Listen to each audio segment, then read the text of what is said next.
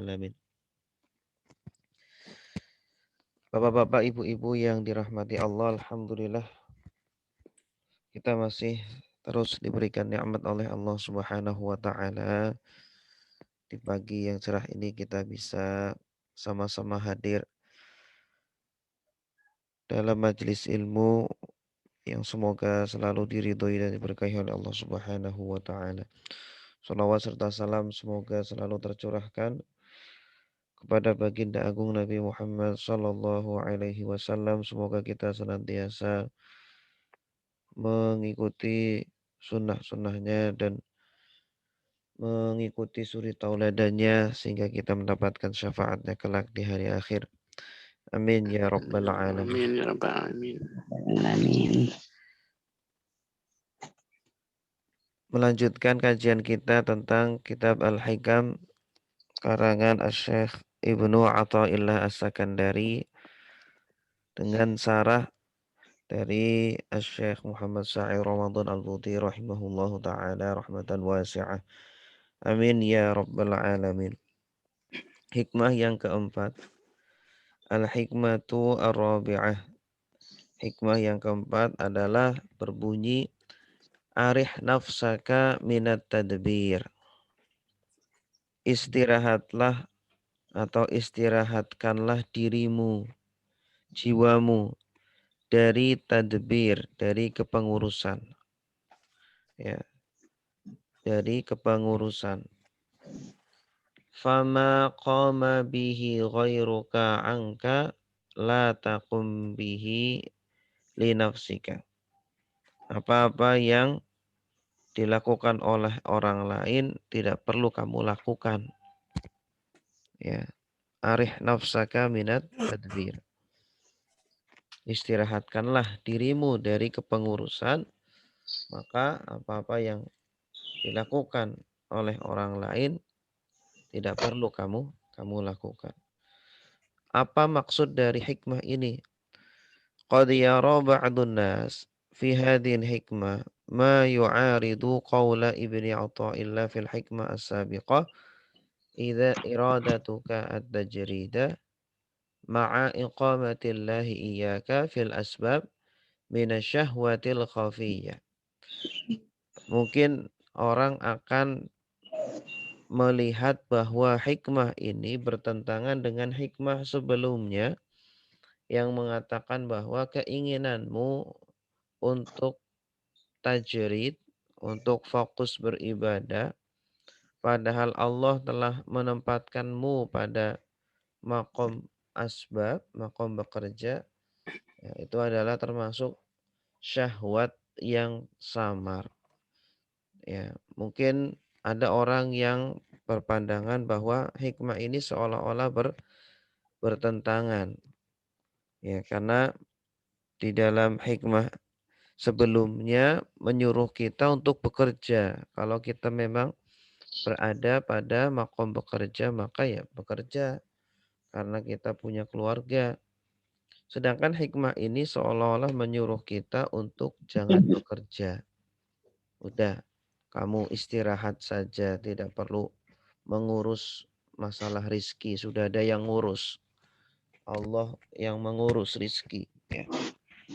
Nah ini kalau salah faham maka akan berakibat seperti ini. Idh huwa hunaka yad'u ila ta'amul ma'al asbab allati tuwajihul insana fi hayatih wallati yakunu at-ta'amul ma'aha bishaklin syar'i walakinahu yuhadhdhiruna minha wa yad'u ويدعوه إلى أن يريح نفسه من عناء الإقبال إليها وينصحه بأن لا يتعب نفسه بجهد قد أراهه الله تعالى منه. Ya, secara dohirnya memang kalau kita tidak detil melihat hikmah ini seolah-olah bertentangan dengan hikmah sebelumnya. Hikmah sebelumnya ya, menyuruh kepada kita untuk bekerja kalau memang kita pada makom bekerja. Artinya kalau kita tidak bekerja, tidak bisa makan, tidak bisa menafkahi keluarga, maka ya wajib bekerja. Ya, kecuali kalau kita sudah kaya raya, sudah tidak butuh bekerja lagi, maka ya fokus untuk ibadah atau fokus untuk menuntut ilmu. Nah, di sini seolah-olah bertentangan, menyuruh kita malah untuk istirahat. Arih nafsaka, arih dari kata roha. Udah kamu istirahat saja, tidak perlu ikut campur dalam kepengurusan rizki kamu karena sudah diatur oleh Allah. Nah, padahal bukan seperti itu maksudnya. Wal waqi' annahu la ta'arudha fi kalami Ibni Athaillah. Ya, padahal faktanya tidak ada kontradiksi antara hikmah yang sebelumnya dengan hikmah ini. Bal baina ma dzakarahu fil hikmatis sabiqa wa kalamihi huna muntahat tawafuq wal insijam. Justru ada keselarasan dan keserasian eh, yang yang sangat luar biasa di sini. Hunalika farqun kabirun baina ta'amul ma'al asbab wa tadbiril insan umura nafsihi min khilalil asbab. Ya, ada perbedaan antara bekerja dengan kepengurusan manusia terhadap jiwanya. Ya, ya di sini makanya beliau mengatakan jiwa. Ya, jiwa itu artinya apa? Berkaitan dengan hati. Artinya setelah kita bekerja, itu menggunakan dohir kita, menggunakan fisik kita, maka hasilnya jangan kamu pusingkan. Udah kamu istirahat saja, tidak perlu terlalu memikirkan hasil dari usaha yang kita lakukan ya karena hasil itu ada pada keputusan Allah Subhanahu wa taala. Sudah ada yang mengatur. At-ta'amul ma'al asbab juhdun adli madi yabdhuluhul muta'amil ma'aha. Ya. Berinteraksi dengan asbab, dengan pekerjaan itu adalah pekerjaan yang bersifat otot, tenaga, yang bersifat fisik, ya, yang dikeluarkan oleh orang tersebut, ya, sifatnya adalah zahir. Yadhabu ila suq liyutajir, pergi ke pasar untuk berdagang. Yadhabu ila jami'ah liyata'allam, pergi ke kampus untuk belajar. Yattajihu ila tabib liyatadawa, pergi ke dokter untuk berobat. Itu semuanya adalah asbab. Sifatnya adalah zahir. Yabta'idu an asbabid dhar allati hadzarallahu minha. Ya, menjauhi segala bentuk bahaya yang apa yang Allah waspadakan darinya. Amma tadbir fa'amalun fikri. Adapun tadbir, kepengurusan itu adalah pekerjaan pikiran. Kalau asbab tadi pekerjaan otot, pekerjaan fisik, sedangkan tadbir kepengurusan dari pekerjaan kita itu adalah pekerjaan pikiran, otak ya. Wa qararun aqli, keputusan akal. Wa maknahu an yuhaddisal insan nafsahu bi annahu bi ta'amuluhi mal asbab qad rattaba li nafsihi khittatar ribhi wan najah wa dhamila li nafsihi an nataij ya. Jadi seolah-olah ketika dia mentadbir atau memikirkan hasil-hasilnya itu, kepengurusan rizki itu ya, atau kepengurusan hasil dari perbuatannya ini, ya seolah-olah dia sudah merencanakan, nah, nanti saya akan mendapatkan rizki sekian. Saya akan kalau berobat ke ini berarti saya nanti sembuh. Kalau saya belajar di kampus ini berarti saya menjadi sukses, saya menjadi cerdas dan lain sebagainya. Fal asbab fi nadharihi khadamun tahta sultanihi wa adawatun litadbirihi wa aqlihi wa aqluhu huwa miftahu najahihi wa masdaru tadbirihi. Ala tara yaqulu arih nafsaka badala min an yaqula arih jismaka au ab'id jismaka. Ya. Jadi asbab-asbab tersebut itu hanya sebagai pengantar dan sebagai wasilah saja. Ya. Sebagai asbab saja. Asbab tersebut atau pekerjaan tersebut hanya sebagai asbab saja, alat saja untuk menyampaikan kepada hasilnya. Ya. Kemudian di sini Imam Ibnu Athaillah menjelaskan bahwa arih nafsaka artinya istirahatkanlah jiwamu. Jiwa ini artinya tidak berkaitan dengan fisik ya, tetapi berkaitan dengan sesuatu yang ada di dalam diri kita, yang berkaitan dengan akal atau pikiran kita. Ya, istirahatkan, jangan terlalu sibuk, jangan terlalu pusing dengan hasilnya. Yang diminta oleh Allah kepada kita itu adalah usaha kita. Ya, semaksimal mungkin, bekerja semaksimal mungkin, belajar semaksimal mungkin, berobat semaksimal mungkin.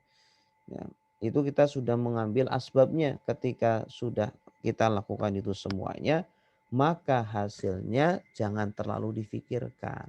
Ya, kalau kita terlalu memikirkan hasil, terlalu memikirkan nanti, oh saya pasti akan mendapatkan sekian, saya pasti akan menjadi orang pintar, orang cerdas, sukses, kaya dan seterusnya. Nah ini apa? Ini yang diwanti-wanti atau diperingatkan oleh Al-Imam Ibnu Athaillah agar kita tinggalkan. Arih nafsaka, istirahatkanlah dirimu dari memikirkan hasil itu. Fatta'amulu masdaruhu al-jismu wal a'dha wa huwa matlubun marghubun. Ya, jadi berinteraksi dengan asbab itu sumbernya adalah jasad kita, fisik kita, ya, anggota tubuh kita, dan ini diperintahkan ya, dan ini dianjurkan. Wat tadbir masdaruhu an-nafsu wal fikru wa huwa marfudun wa makruhun. Sedangkan kepengurusan at-tadbir ya, mengurusi hasilnya itu adalah pekerjaan dari jiwa dan pikiran kita, dan yang seperti itu dibenci dan tidak diterima. Artinya kepengurusan hasilnya itu diserahkan saja kepada Allah Subhanahu wa taala. Ya. Mau hasilnya baik atau hasilnya tidak baik ya, kita bersyukur kepada Allah Subhanahu wa taala. Karena orang kalau sudah terlalu berekspektasi ya, wah pasti nanti saya dapat ini, saya dapat itu, saya akan ini, akan itu, nanti akan kecewa ya dengan hasil yang ternyata tidak sesuai dengan ekspektasinya.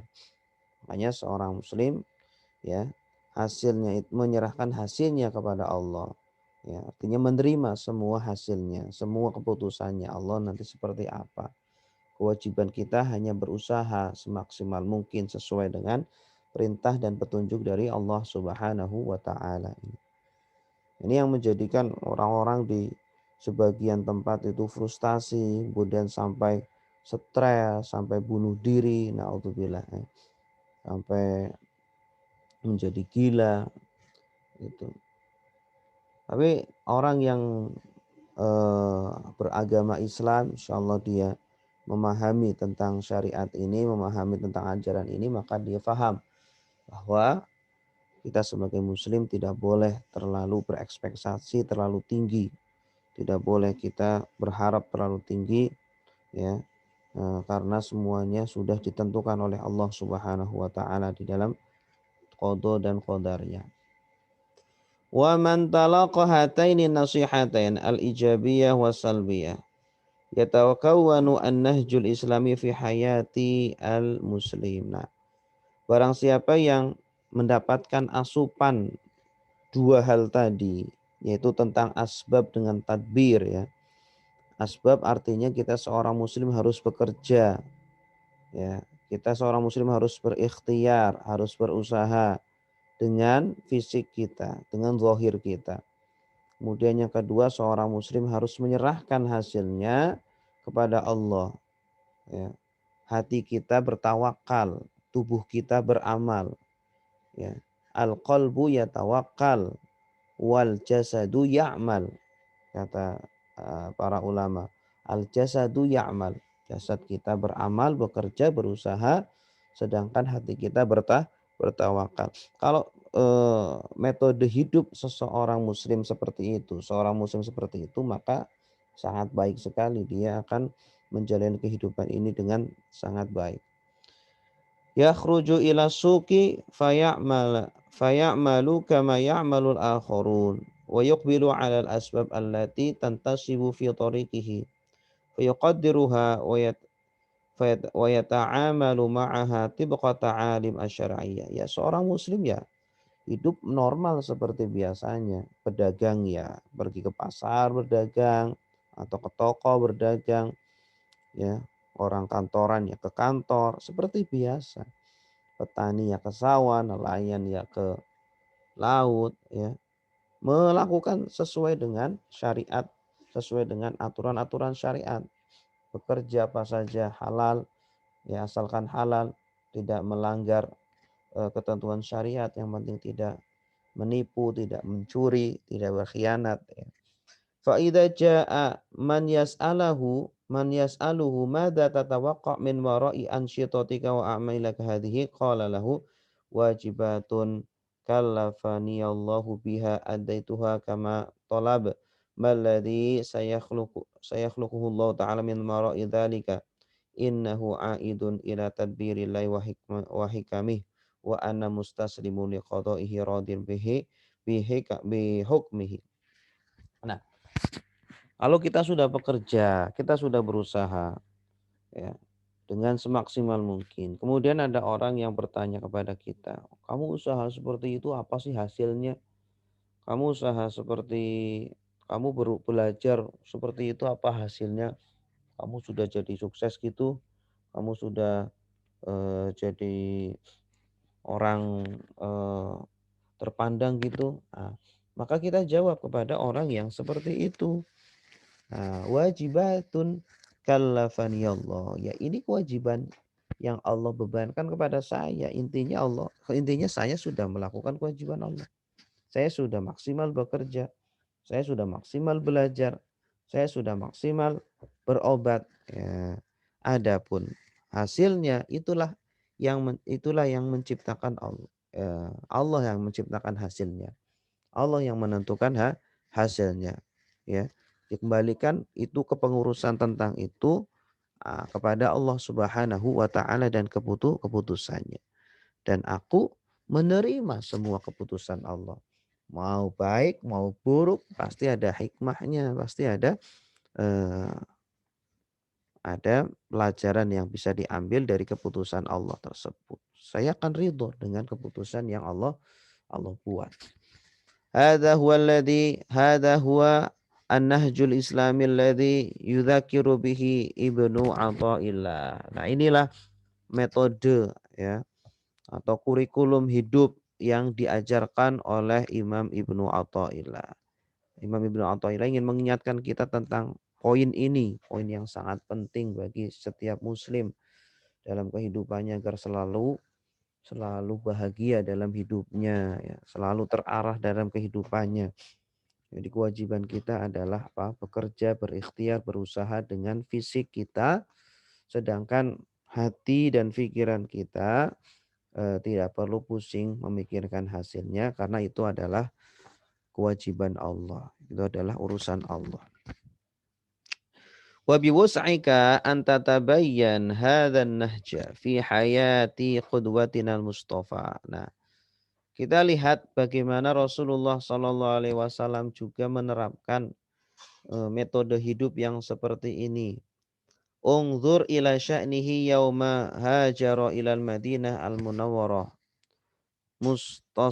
mutashiban ma'ahu sahibahu Abu Bakr radhiyallahu anhu.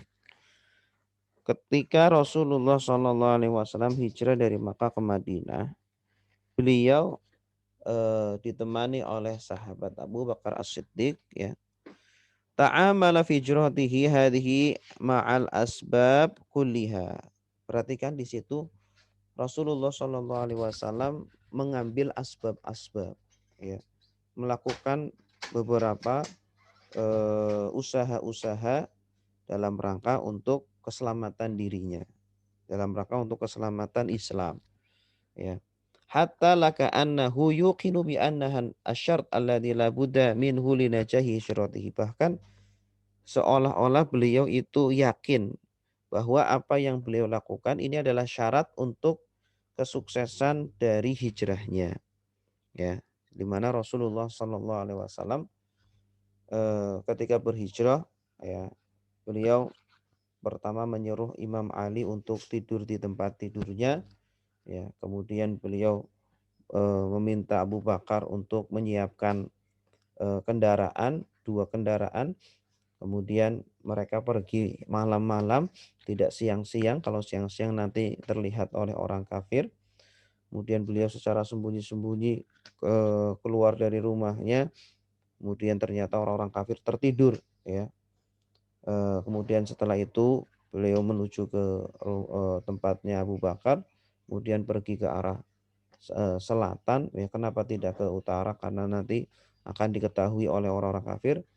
Kemudian menginap di Gua Hiro, Gua Sur selama 3 hari 3 malam, sehingga tidak diketahui oleh orang kafir. Nah, itu semuanya beliau lakukan atas apa? Atas perencanaan yang matang.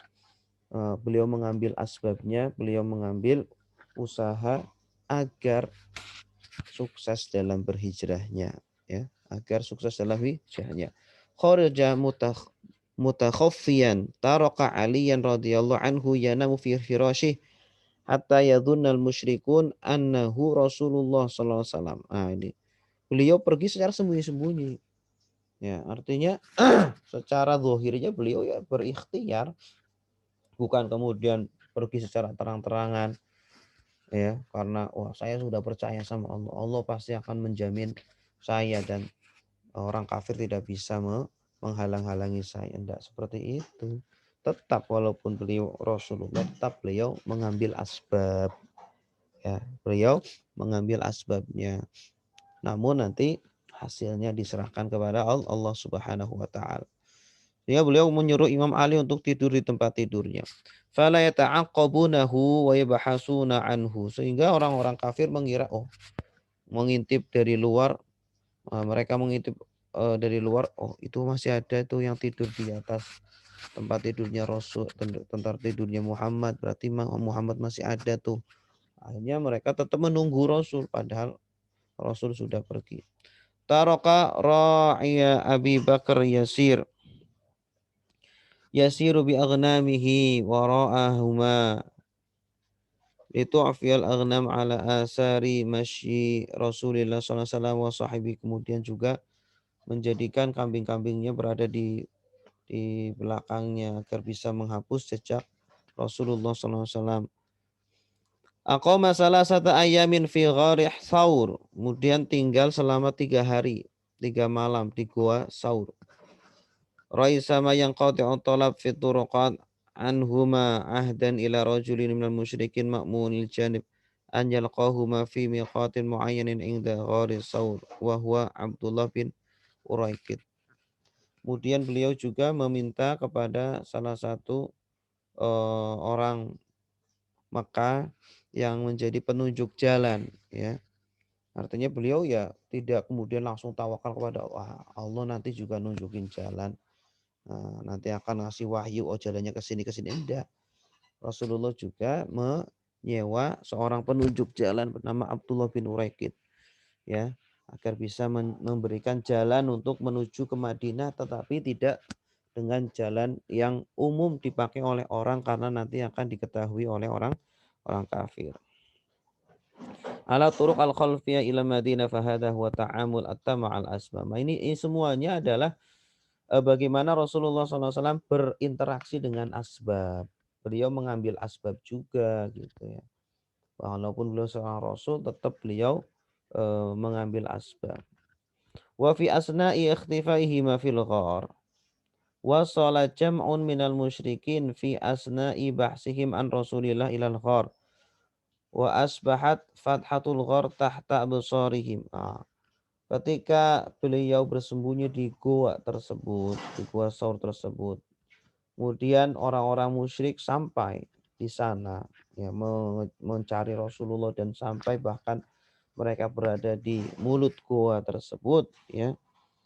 Wattaraba Abu Bakrin wa hamasa fi udhuni Rasulillah sallallahu alaihi wasallam qailan lahu law anna ahadukum nadhara 'inda qadamihi la ra'ana, gitu. Faqala lahu ma dhannuka bisnaini Allahu salisuhuma.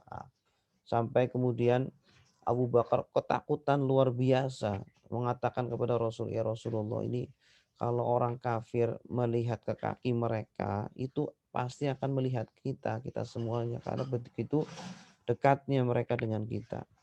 Nah, Rasulullah kemudian menenangkan Sayyidina Abu Bakar dan mengatakan, ma dhannuka bisnain, wahai Abu Bakar, bagaimana pendapatmu terhadap dua orang yang ketiganya adalah Allah. Artinya apa? Jangan khawatir, Allah itu bersama kita. Nggak usah khawatir, nggak usah takut. Allah bersama kita. Allah akan menyelamatkan kita. Walamma kharaja minal ghar wa wasala sayrahuma muttajihaini ilal Madinah adrakahuma Suraqa ala farasihi qasidan bihima asyar kama warada fi sahih wa akhadha yatalaffatu Abu Bakrin ilahi wa qad dakhalahu min dhalikal khauf ala Rasulillah sallallahu alaihi wasallam. Nah, ketika sudah selamat, ya, dari pencarian orang-orang kafir, kemudian Rasulullah dengan Abu Bakar melanjutkan perjalanan menuju ke Madinah. Ternyata di perjalanan masih ada tantangan lagi, yaitu ada Suraqah, ya, orang kafir yang mendengar bahwa barang siapa yang bisa menangkap Rasulullah hidup atau mati maka akan diberikan hadiah yang sangat banyak, kalau tidak salah 100 ekor onta. Akhirnya Suraqah ini ngejar, ya, dari belakang. Oh, Abu Bakar udah ketakutan luar biasa. Abu Bakar melihat ke belakang, Suraqah sudah ngejar, terus ngejar. Kemudian apa? Wa Rasulullah SAW madin fi sayrihi la yaltafitu yusratan wala yumnatan yuwasilu qira'atahu muta'ammidan mu'tamidan ala himayatillah wa tadbiri wa hadha huwa isqatut tadbir wal i'timad ala tadbiril. Namun Rasulullah Shallallahu alaihi wasallam tetap apa? Tetap melihat ke depan, lurus, tidak menengok kanan ke kiri, terus dia mengambil asbab dan hatinya diserahkan kepada Allah Subhanahu wa taala. Dia bersandar kepada Allah Subhanahu wa taala.